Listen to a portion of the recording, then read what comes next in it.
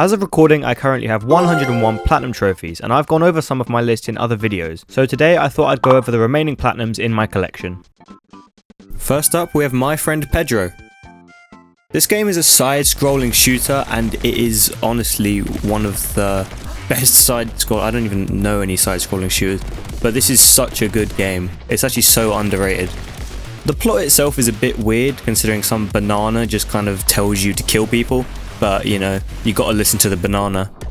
In terms of the platinum, there's loads of miscellaneous trophies, like, you know, kill at least 3 enemies with one explosion, get a 50 times combo, obviously 20 and 10 will come with that trophy. And then you've got some cooler ones like kill enemies by ricocheting bullets off of frying pans. Yes, you can do that in this game. This is essentially the Matrix with bananas. The main challenge for me was get S rating on all levels. Basically, in order to get an S rating on a level, you have to do it as fast as you can and ideally not lose your combo. In most levels, if you lose your combo, you're not going to get an S rating. It took around like 3 or 4 tries on each level, but that's not that bad considering this game's so good anyways. But that's really the platinum, it's just the S ratings. But I would highly recommend this game. I think it's really good. My Friend Pedro took me 21 hours. Next up we have Batman Arkham City. In my opinion, this is the hardest platinum trophy in the Batman trilogy, purely just because of how much there is in this game. This game has the most Riddler trophies, totaling around, I think it's around 400 Riddler trophies in this game, compared to the other ones which have around 250. This game also has campaigns, and they are very, very annoying, especially considering you have to get 3 medals on all of them. The Batman games have combat challenges and stealth challenges, and these campaigns are made of 3. It could be 2 combat ones and a stealth one. It's a mixture. And in order to get the 108 medals that you need for the campaign gold trophy, you have to get 3 medals in each challenge. So that is totaling at 9 medals in each campaign. And you can do the maths to figure out how many campaigns there are. I mentioned this earlier, but there's around 400 Riddler trophies scattered around the map. Some of them are hidden behind puzzles, which just makes it even more annoying. And that's the main obstacle with the Batman Trilogy Platinums. In every single one, Arkham Asylum, Arkham City and Arkham Knight, it's always the Riddler trophies that piss everyone off. And then once you've done all the challenges, once you've done all the Riddler trophies, you have to finish all the side missions, because there's a trophy for getting 100%. Yeah, here at the bottom, Perfect Night Day 2. So essentially you have to 100% complete the game the first time you play it, then in New Game Plus you also have to do it again. However, with the Riddler trophies you don't have to collect all 400 again, so at least that's something. Batman Arkham City took me 44 hours. Next up we have GTA 5. This game was actually really fun. I thought the grind for the platinum would be super boring, but surprisingly it wasn't. In terms of the platinum, there are quite a few trophies that can be a little tedious. Like this one, earn any 70 gold medals on missions, strangers and freaks. Strangers and freaks are just like little mini side missions, whatever. But basically, each mission in the game has around 3 to 4 optional objectives. Most missions will have either a speed run objective or an accuracy one where you have to get like 70% accuracy or so forth. And then usually 1 or 2 miscellaneous objectives which are specific for that mission. Normally you won't get the gold medal on the first playthrough of the missions, so there's a lot of cleanup in terms of having to go back and play them again just to get the gold medals. But what I did was I used a guide to look up the objectives beforehand, and that saved me quite a lot of time. And obviously it's a GTA game, so you're going to have to get 100% completion, and most of these trophies that I'm scrolling through you will get as you 100% complete the game anyways. There's a couple exceptions, but the majority of the trophies come from 100% completion. And now we've reached the online section, and this one in particular, Reach Rank 100. Many people complain about that trophy because it takes too much time. Personally, I found an exploit which gave me XP, so it wasn't that bad, but I would have got it anyways because I played this game so much. But I can see why this trophy would be annoying, especially if you're starting from scratch, you know, and you have 0 trophies and you're rank 1. Getting to rank 100 will take a lot of time. But yeah, this platinum is really fun, even with the amount of stuff that you have to do for it. GTA 5 took me 1,260 hours, but obviously a lot of those are casual hours, so I'm not sure how long it took me to get the platinum. Then we have some more. We have Jedi Knight Jedi Academy, which is actually a really good lightsaber combat game that solely focuses on lightsaber combat, so that's a really fun game. Gotham Knights, absolute shit. do not play that game. It's a horrible platinum. I just got it because I had the Arkham games, so I wanted to get this one. Stanley Parable is a good game. Didn't actually expect. It's quite a funny game. Rainbow Six Siege. Everyone knows Rainbow Six Siege. Goat Simulator 3. Same as Goat Simulator 1. You just do dumb shit everywhere. Spider-Man 2. It's a good platinum. All the Spider-Man games, you know, Miles Morales, Spider-Man 1 and 2. They're all really good platinums for beginners. They're really good. Payday 3 is fun if you play with friends. I had to play with randoms, so getting this platinum was actually pretty tricky. But if you have friends with it, it's actually a really good heist game. And then we have Hitman 3. I would have loved to platinum the Hitman trilogy, but as far as I'm aware, the first and second ones don't have platinums, which is kind of annoying. But I'm happy that at least this one did have one, so at least I got one modern Hitman plat. In terms of the platinum, there's not really much to it. It's mostly just miscellaneous tasks relating to different ways to kill your targets. I'm pretty sure that each mission in the game has the same set of trophies, in the sense that you have to complete all the mission stories, you have to find all the undiscovered areas in the map. But the main grind for this platinum is reaching mastery level 20 on all the missions. You have on every, I don't know how many missions there are. I'm going to say there's around 6 or 7. That's just a guess. But you have to reach mastery level 20 on all of them, apart from the last one, which is mastery level 5. Basically, each level has a list of challenges which give you XP for that level. As you progress through the levels, you unlock different starting equipment, such as weapons, disguises, and even different starting locations. In order to reach level 20, you have to complete basically all of the challenges. There might be some missions where you can miss a challenge or two, but you will have to complete the majority of that challenge list. And it does require a lot of repeat playthroughs, but it's kind of fun to see all the different ways that you can kill your targets. So it wasn't actually that bad to do it. But yeah, it was fun having to 100% complete every level essentially. And this is actually a really good platinum. This is a good one. Hitman 3 took me 32 hours. Then we have Mafia 2, which is a good platinum, but not as good as the first Mafia. We have Teardown, which is a great game if you just want to go in and break shit. Really good destruction physics. This game's actually really fun for just going in and blowing stuff up. And then we have the Crysis trilogy. If you don't know what Crysis is, it's an FPS where you're a US soldier who wears a nanosuit. And this suit gives you basically overpowered abilities. It gives you super strength, super speed, you can go invisible, it's super broken, and you're basically a super soldier. It's actually a really cool series, and the games are super fun. In terms of the platinums for this trilogy, none of them are difficult, all 3 of them are pretty easy. The most difficult trophy for each game is to complete the game on the hardest difficulty. Personally, I think the first game is the easiest to platinum, and the third game is the hardest. That's probably just because they realized after Crysis 1 just how OP you were, even on the hardest difficulty. Each game does have collectibles as well, but they're not too bad. There's not that many to get. But apart from the difficulty related trophies and collectible trophies, the rest is just miscellaneous stuff like stealth kill 25 enemies, kill 10 enemies by throwing an object at them. It's really just different ways to kill enemies. Overall though, it's a really fun, underrated trilogy of platinum. I would recommend this one. The Crysis trilogy took me 31 hours. Then we have Ratchet & Clank 3, which I've said in the past, all of the Ratchet & Clank games have the same trophies, so I'm not even going to go into this one. And then we have LEGO Star Wars The Skywalker Saga. Honestly, this game was such a long grind, and I would not recommend this platinum at all to anyone, unless you want to spend like 100 hours just doing side missions and collectibles. It annoys me because I really enjoy Star Wars, it's one of my favourite franchises, and this game is actually really good. But the platinum experience, for me anyways, was horrible.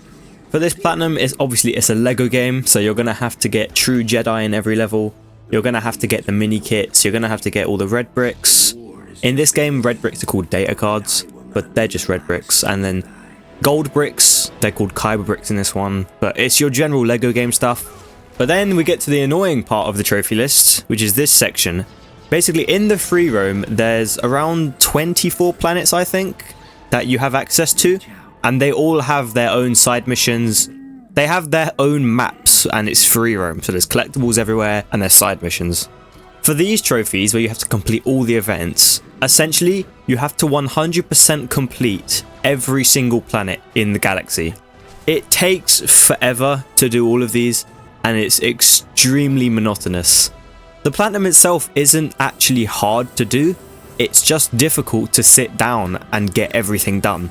That was my experience of this platinum, and it's a shame because the game is actually really good, but I would not recommend getting this platinum. The Skywalker Saga took me 99 hours. After that, we had LEGO Star Wars 3 The Clone Wars, which I love that game. And then we have Call of Duty Modern Warfare 2. This is the 2022 version. Honestly, it's just, most of it is your standard Modern Warfare game in the sense that most of it's campaign based, most of the platinum is campaign based. You have to complete the game on Veteran, which isn't hard to do. And most missions will have their own miscellaneous task, like this one, finish alone without firing a gun. But then there's the co-op mode trophies. When I was getting the platinum for this game, I had to do it with complete randoms because my friends didn't play this game anymore. And so it was really difficult to get, like, earn 3 stars in low profile. You had to earn 3 stars in, I think, all the co-op missions, and that's pretty tricky to do with a random. Especially this one, complete low profile without triggering any alarms. That was very annoying because the randoms I played with would just go in there, guns are blazing, and mess everything up. But yeah, overall it has good Modern Warfare. I mean, Modern Warfare has pretty good platinums. I'm not sure about the later Modern Warfares, considering most of them are now online trophies. But yeah, this one was a good one. Modern Warfare 2 took me 18 hours. And then I did Terminator Resistance, which is actually quite a fun platinum. I didn't expect a lot from this one, but it was a surprisingly good one. And then we have Ghost of Tsushima. I heard great things about this game, and I can see why it received such good feedback. Ghost of Tsushima has an amazing story, and the platinum was super fun as well. In terms of the platinum, obviously you have to complete the game, and then there's loads of side missions. Complete all of Norio, Masako, and Ishikawa. Oh, and Yuna as well. And Mythic. There's a lot of tales. The side missions aren't boring. It's mainly just kind of go to this area, kill some people, go to this area, kill some more people. But yeah, they're really fun. There's also a lot of miscellaneous trophies like defeat 20 enemies with a counter attack, shoot a terrified enemy with an arrow. A lot of kill related trophies, as you can expect with a game based around a samurai who just goes around slashing people. The game does also have a lot of collectibles. They have hot springs, haikus, Inari shrines, and bamboo strikes. And there's a lot, especially because the map is so big that there's really a lot of room to fill with collectibles. It does take a lot of time to get them, but it's not bad. It doesn't feel grindy. And then you also have to liberate all the areas in the map. Basically, the Mongols, which are the enemy of this game, have taken over the island of Tsushima, and they've set up camps which you have to take down in order to reclaim the island. It's kind of similar to Assassin's Creed Syndicate when you're taking over areas of London, but this game is a great game, especially for those just starting out platinum hunting. Ghost of Tsushima took me 34 hours. The majority of the platinums after Ghost of Tsushima I have videos for, so if you want to see my experience of them, you can go check them out on my channel page, but I will point out each platinum which I have a video for. So we have Robocop Rogue City, which I enjoyed even though I haven't watched Robocop, and I still haven't watched it since I platinumed the game. Sonic Frontiers, honestly I didn't like it, I found it a bit boring, but I have a video for that as well. Power Washing Simulator was weirdly fun. I think it was just because of how relaxing it was. Then we have the 2 Ghost Runners, which I platinumed in one video. And then we have Hitman Blood Money. When I saw the Hitman collection was on sale, I had to make a video on both the games because the Hitman games are just so good and I had to get the platinum for them. In terms of the platinum, this game doesn't have many trophies, it only has 25 in total. There's quite a few trophies related to upgrading your guns. I mean, you've got Silver Ballers, SMG, there's loads of gun related trophies for some reason. And there's like 2 or 3 miscellaneous trophies, like this one for getting $5 million. And then there's also this one for maxing out your notoriety, which you get by just killing everyone in the mission. There's not really many collectibles. I mean, there's this one trophy for getting all the guns in the game, but apart from that, that's it. It's not your standard collectible. The difficult part about this platinum is definitely the professional playthrough, as well as getting the 5 silent assassins on professional. In Blood Money, the AI are surprisingly advanced and they will pick up on stuff super easily and just ruin your silent assassin rating. So it requires a lot of patience and caution when doing this one, because one mistake can ruin all your progress and you'll have to start the mission from the beginning. But this game is actually really good. I think it's definitely better than Hitman Absolution. I don't know why it says Hitman Absolution, but Hitman Blood Money took me 15 hours. So then we have Hitman Absolution, which I made a video on. It's not as good as Blood Money, but it's still a fun platinum. I would recommend that. I mean, if you buy the HD Enhanced collection, you might as well platinum both the games anyway, if you're a platinum hunter, that is. Then we have Assassin's Creed Mirage, and after I played Origins and Odyssey, I honestly didn't enjoy playing the Assassin's Creed games, but then I heard about this one, Mirage. I heard it was really good, and so I thought I'd give it a shot, and this game kind of got me back into Assassin's Creed, because this was actually a really good one. I didn't enjoy Origins or Odyssey, so I'm glad to see that they picked their game up. Then we have Hello Neighbor 2. I made a video on that. Surprisingly underwhelming. It was an easy platinum, but I didn't like the game personally. And then we have Infamous 2. I was actually going to make a video on this game, but then I looked through the footage and it wouldn't have made a good video, so I just scrapped it. But this game was pretty good. In terms of the platinum, it's an Infamous game, so it's going to require 2 playthroughs, 1 good playthrough and 1 evil playthrough. And one of these has to be done on the hardest difficulty, which is just hard. It's not that bad, honestly. You also have to complete all the side missions in order to take over the islands, kind of like Ghost of Tsushima. There are a few online trophies, but they're not your typical multiplayer ones. For these, all you have to do is play a load of mini missions that players have made themselves. And then you have to collect all the collectibles. I think there's around 340 or something, and collecting them does get pretty boring, so I would recommend grabbing as many as you can while playing through the story as well. But overall, this platinum was a good one. I mean, the Infamous games are pretty banging, so I'm not surprised, to be honest. And then we have Minecraft. I got this platinum ages ago, but the reason it's here now is because I must have gotten a trophy recently. Then we have the Destroy All Humans, both of them. Destroy All Humans 2 was actually my 100th platinum. It's not like a special one. I mean, most people, when it's their 100th platinum, they want to get like a really difficult one. But I kind of just got this one just because I wanted to have these 2 platinums. And then finally, we have my 101st platinum, Star Wars The Force Unleashed. I completed this game back in 2021 and it was such a fun game and I wanted to clean up the trophies, so I decided to make a video on it. In terms of the platinum, most of it is related to getting kills, mostly 500 kills with each Force ability in the game. There's also collectibles, and when you pick them up, you get rewarded with upgrades, so it's in your best interest to pick them up anyways. There's a few miscellaneous trophies, but there's not that many. But the main challenge for this game is completing the game on Sith Master difficulty. In order to unlock this, you actually have to complete the game at least once, so this platinum does require 2 playthroughs. Playing this game on Sith Master isn't too bad, but there are a few bosses which are super annoying to fight on this difficulty.